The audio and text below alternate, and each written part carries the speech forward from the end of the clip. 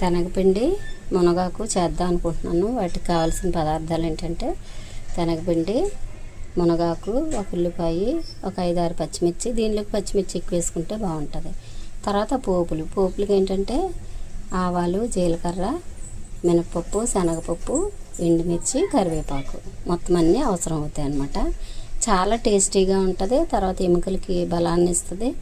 తర్వాత తెలగపిండి ద్వారా మనకి పొట్టలో ఉన్న ఏమైనా వెంట్రుకలు ఇలాంటివి ఏమైనా ఉంటే అవి కరిగిపోతాయి అని చెప్తారన్నమాట. రాళ్ళు చూడండి, పచ్చిమిర్చి, ఉల్లిపాయలు అన్నీ తరిగి పెట్టాను. ఇది వరకటి రోజుల్లో ఏం చేసేవారంటే తక్కువ ఇంగ్రీడియంట్స్తో చాలా ఆరోగ్యాన్ని ఇచ్చే రెసిపీస్ చేసేవారు. అవన్నీ కూడా నేను ఇంట్లో చేస్తాను, మీకు కూడా షేర్ చేస్తాను. ఓకేనా? ఇంట్లో కర్రీస్ ఏమున్నా కానీ ఏదైనా హెల్దీయెస్ట్ కర్రీ కానీ పచ్చడి కానీ చేస్తాను డైలీ.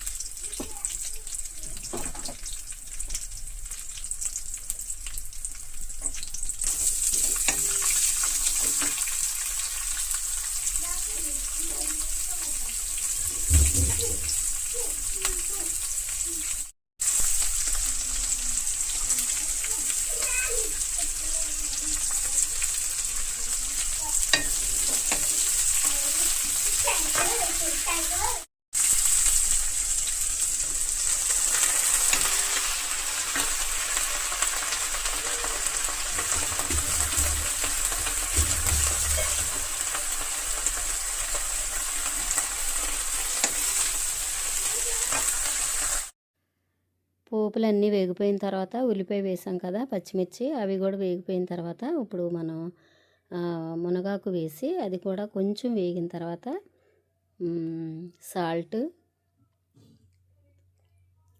నెక్స్ట్ కొంచెం 1/2 స్పూను పసుపు, ఒక 1/2 స్పూను కారం వేసుకుందాం. మనం తీసుకున్న ఒక కప్పు చిన్న గ్లాసు తెలగపిండికి ఇంత అయితే సరిపోతాయి అన్నమాట. అది దాన్ని ఇదిగో ఒక 1/2 స్పూన్ కారం వేసాను. పచ్చిమిర్చి ఎక్కువ వేసాం కదా, అలాగే పోపులో 2 ఎండుమిర్చి కూడా వేసాం కాబట్టి మాత్రం కారం సరిపోతుంది.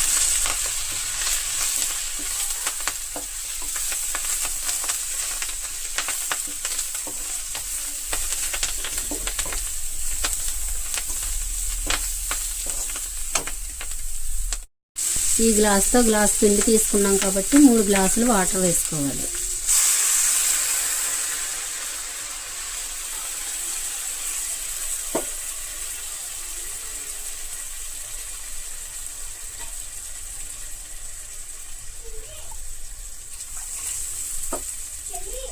ఒక 5 మినిట్స్ మరిగిద్దాం. తర్వాత తెలగపిండి వేసుకుందాం. ఇప్పుడు ఒక 5 మినిట్స్ అయింది మరగడం మొదలుపెట్టి. ఈ టైంలో మనం వేసేసుకుందాం. ఇలా తెలగపిండి అంటే ఇలా ఉంటుంది.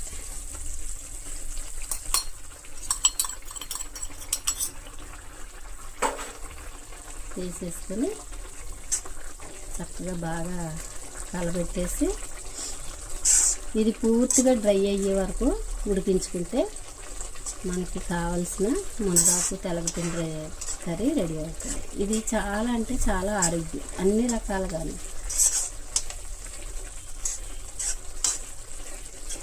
దీనిలో వేయాల్సింది ఏంటంటే వెల్లుల్లిపాయలు ఎక్కువ వేసుకోవాలి, పచ్చిమిర్చి ఎక్కువ వేసుకోవాలి, చాలు. అలా వేసుకుంటే దీని రుచి అద్భుతంగా ఉంటుంది. ఓకేనా? ఇది మూత పూర్తిగా కలిపేసాను కదా, మూత పెట్టేసి ఇది చక్కగా పొడి పొడిగా తయారయ్యే వరకు ఉడికించుకుందాం.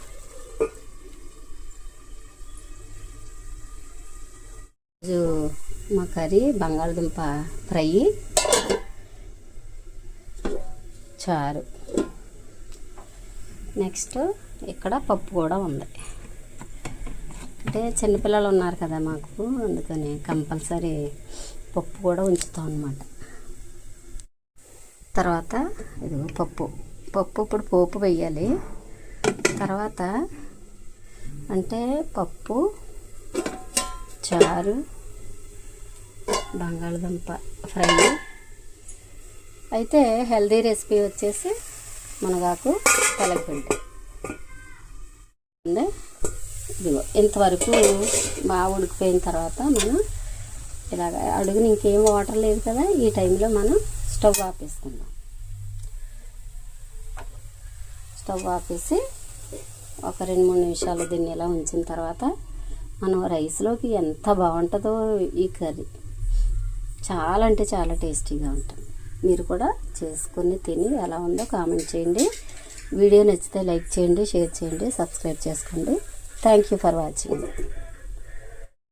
ఇది ఈరోజు అంటే నిన్న సండే కడిగి వెళ్ళినప్పుడు ఈ వాటర్ యాపిల్ ఒకటి తీసుకొచ్చామండి. తర్వాత ఏమో మ్యాంగో, ఆల్ టైమ్ మ్యాంగో ఒకటి తీసుకొచ్చాము, అది కూడా చూపిస్తాను.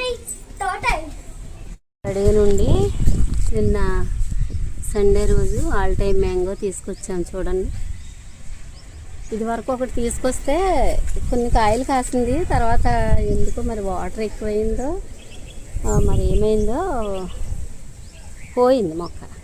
ఇంచుమించు ఒక 5 years అవుతుంది అలా జరిగి. అప్పటి నుంచి ఇంకా మ్యాంగో తీసుకురాలేదు. ఇది నిన్న తీసుకొచ్చాం అన్నమాట. ఇది నిలవట్లేదు. ఇది రీపాట్ చెయ్యాలి రేపు కానీ ఎల్లుండి కానీ. బాగుంది కదా, 2 కాయలు కూడా ఉన్నాయి, చాలా పూత కూడా ఉంది చూడండి.